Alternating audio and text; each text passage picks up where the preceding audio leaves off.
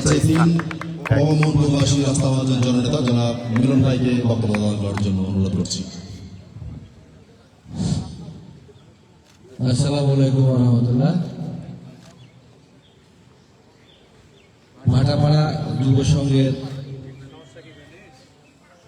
আয়োজনে VPL 12 season 2 আজকের এই উদ্বোধনী ম্যাচে যুব সংঘের সভাপতি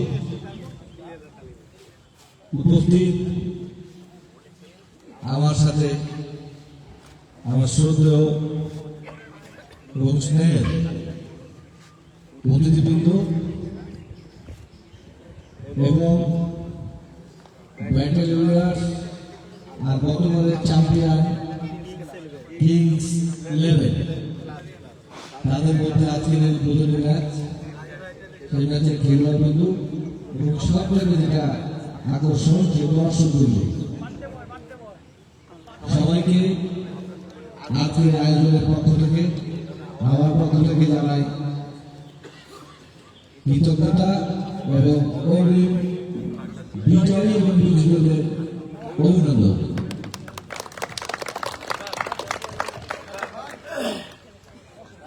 ক্রীড়ায় শক্তি, ক্রীড়ায় বল, ক্রীড়ার ফলে সারা বিশ্বের মানুষকে ভৌগোলিকভাবে এবং বৈষয়িকভাবে প্রতিষ্ঠিত করতে, যার প্রমাণ এখন বিশ্ব জুড়ে যেমন বিভিন্ন প্রিমিয়ার লিগগুলি আছে, আমাদের রাজশাহীতে তেমন ভিপিএল অত্যন্ত আলোড়ন সৃষ্টি করেছে।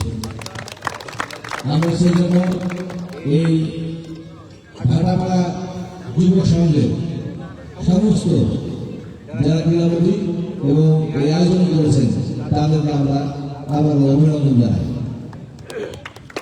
আজকে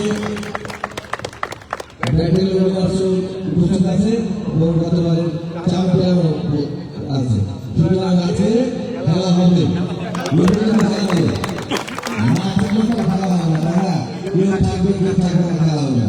সুতরাং আজকে খেলা হবে এবং আমরা সবাই দোয়া করবো।